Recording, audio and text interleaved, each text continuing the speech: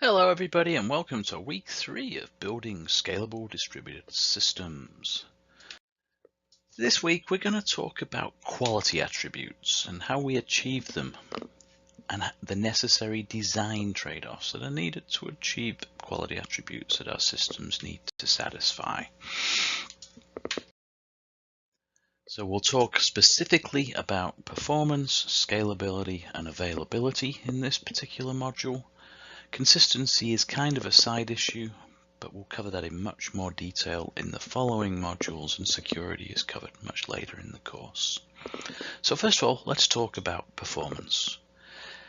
Whenever you talk to someone who wants a system building, you ask them if it has to be fast, and they say, it's got to be fast. Everybody wants a fast system.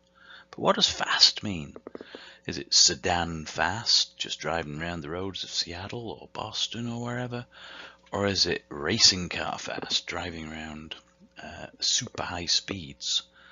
Or maybe it's kind of, fastish but reliable and tries not to crash, like some sort of autonomous vehicle, like this Uber vehicle pictured in Pittsburgh here. So fast has no real meaning for someone who's building a system. We need to be much more specific about the attributes of performance that we're trying to create. So performance can mean typically latency, predictability, utilization, and throughput. And we'll look at each of these in turn. Latency is the time that elapses between a stimulus and a response to that stimulus. So this is typically in a distributed system when a client sends a response to a server. It then waits for the response, and the latency is the time it takes from when the send is issued to when the response is received. So latency is a very key part of a distributed system. As a user, you want low latency so you get fast responses to your requests. Many systems before scalability was a driving factor used to be built around providing average case response times. So what was the mean response time? We wanted a half second, say, mean response time. And that was adequate for when systems didn't need to scale to handle massive user populations. But this has changed because average is not good enough. What we really worry about when we scale up and we're handling, say, tens of thousands of requests a second is the worst case. And if you read this blog post here that's cited on the bottom right hand corner, you'll get a really good insight into why we don't typically measure average response time anymore. We're looking at percentile response time, and typically we want to provide very high satisfactory response times for the 99th percentile of our requests.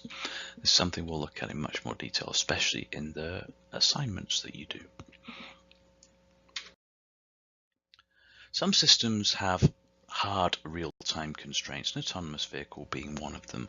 By hard real-time, we mean that events have deadlines, and if you don't respond to them, bad things can happen. So a classic case in an autonomous vehicle example is if someone steps out in front of an autonomous vehicle, you want the car to see that person and slam on the brakes really, really quickly so that you don't run the person over and incur a very large lawsuit. And typically, highly scalable systems do not have hard real-time constraints. We have soft constraints. We want to provide guarantees of response time, latencies, but if we don't actually meet that response time, then the world doesn't end, people don't die.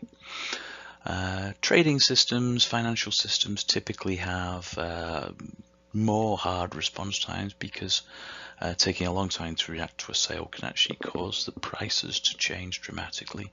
But generally, we're trying to provide very fast response times for the vast majority of our requests. Predictability is something that talks about what sort of jitter we may see between requests.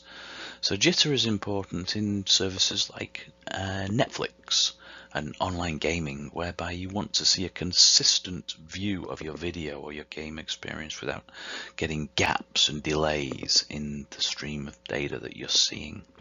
And typically jitter is just viewed as latency against time in these kinds of streaming systems, audio systems as well. Achieving a level of performance requires you to use resources on your system, such as CPU, network, disk, memory. And it's important to, if you're going to provide predictable performance, to have fairly predictable usage of these resources.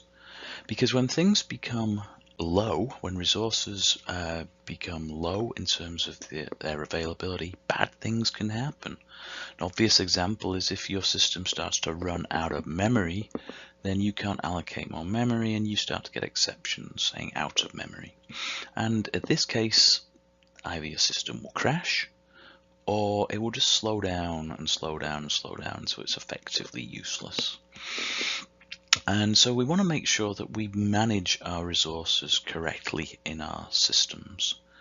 And this is where being able to think about the amount of resources that we use and optimize it in terms of CPU network optimization, disk optimization, and memory optimization becomes extremely important in scalable systems, because if you run out of resources, you're in trouble. Throughput is related to latency. It's basically concerned with the average rate of task execution per unit time. So classically we think of this as the number of requests per second that a system can handle, e.g. 1,000 requests per second. So it's an aggregate behavior under various loads. And the graph here shows how this is important in terms of scalability. So this is a very typical graph for a system, especially a single node system, even though it can apply to multiple node systems too. As you increase the throughput rate on the x-axis there, you see the request rate, sorry, on the x-axis, you see the throughput increasing up to some sort of optimal level. Once that optimal level is achieved, you're using resources fully. So there's no resources in your system to provide higher throughput. And at that stage, your throughput will typically level out for a while and then slowly degrade. And then eventually you'll find a bottleneck in your system, then your system will just crash. But the relationship to latency is important here, because latency will typically grow very quickly once you meet your optimal throughput. You're still handling requests, but they're having to wait longer because you can't process more requests per second. If you can optimally process 100 requests per second, and that's what the load is, everyone will get a fast response time, low latency. But if you're getting 1,000 requests a second and you can only process 100, then just think of simple queuing theory.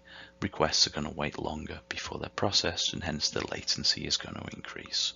So this is a very typical graph that we'll see, especially as we start doing our assignment.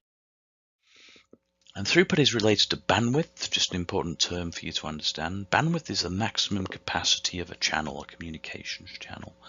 And your throughput that you achieve is the actual capacity you're using that's from that available bandwidth.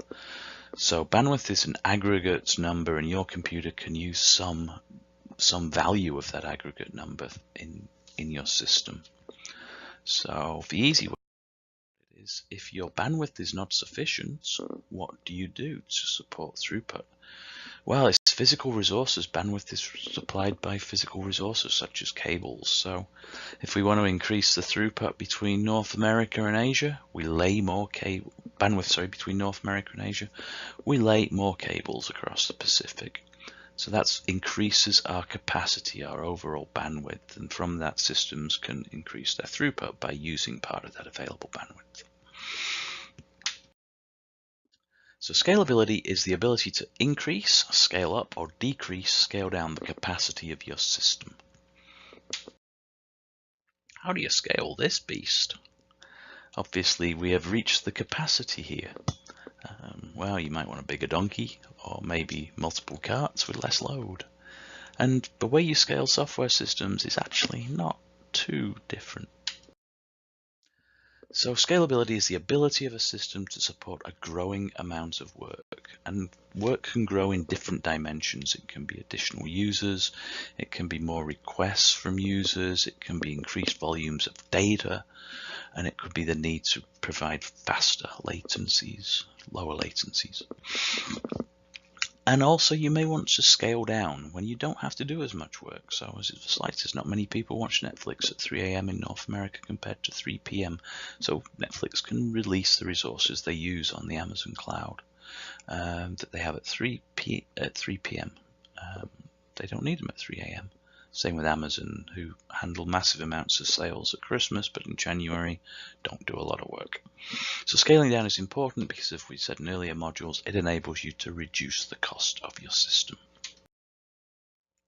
So here's the Sydney Harbour Bridge, an iconic structure, spans Sydney Harbour with the Opera House in the background. It was built in 1932, I believe, if I remember correctly. And it has throughput, bandwidth and throughput defined by its width, the amount of lanes it supports in terms of traffic. So at any stage of the day, this might be what the Harbour Bridge looks like on a sort of low throughput time. In terms of high throughput, this is at peak hour. You crawl across the Harbour Bridge. I've done it many times. So the capacity of the Harbour Bridge is saturated. We need to somehow scale this system. And this occurred about 25 years ago in Sydney, when the capacity of the Harbour Bridge was completely saturated and people were waiting very long times to actually cross the bridge. So how do we scale a system like this? Well, you build more capacity. So in Sydney, they built a tunnel under the harbour, and this enabled more cars to go through at peak times. And even at low usage times, people could get through quicker because the actual utilization was lower. And this is not dissimilar to how we scale software systems. We increase the amount of resources and capacity that we have in our system. But obviously, we're not scaling physical structures, we're scaling software and CPUs. So we use different mechanisms, but the approach is kind of analogous, as you will see as you start doing some of the reading in this module. So scalability is a driving characteristic for internet scale systems. If your system can't scale and be engineered very quickly to scale, it's not going to survive as its utilization grows. And there's no simple answer to providing scalable systems. You need to think about trade-offs in your design in terms of how you support the necessary levels of performance, availability, and scalability. And that's the major topic that this course addresses.